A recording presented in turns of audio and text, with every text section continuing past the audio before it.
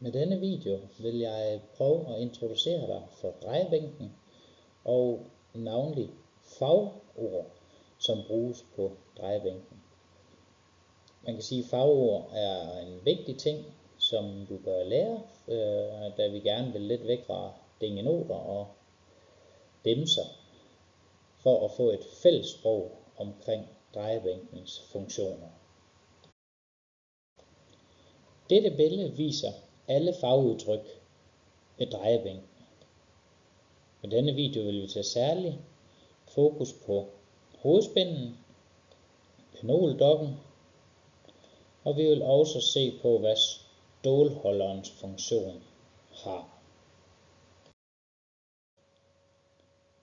På hovedspænden, som vi snakkede om før, der er den, som går ud af gearkassen og får omdrejningerne på drejebænken til at snurre, monterer man typisk to typer patroner.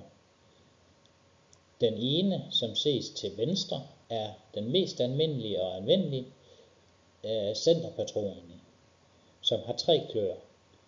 Har man andre specielle emner, man skal spænde op på drejebænken, kan man bruge et kloplan, altså en 4-klo.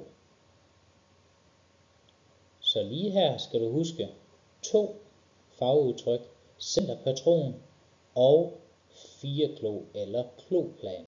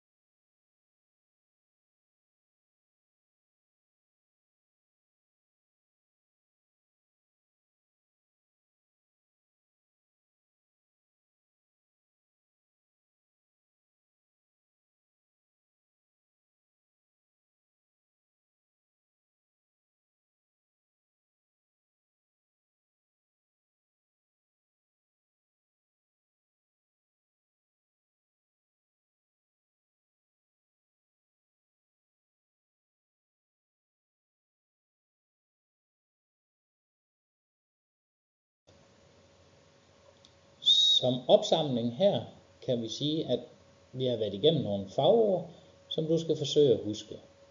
Vi har en hovedspænde, som tidligere omnævnt, går ud af gearkassen og er der omdrejningerne på drejebænken tager sit udgangspunkt. Så er der en centerpatron med 3 kløer. Du har et kloplan med 4 kløer og en T-nøgle og nogle kløer. Ned for neden på billedet til venstre ser du centerpatronen, og til højre ser du 4-kloen. På billedet til venstre kan du også se T-nøglen, som fastspænder kløerne, der ligger lige ved siden af den.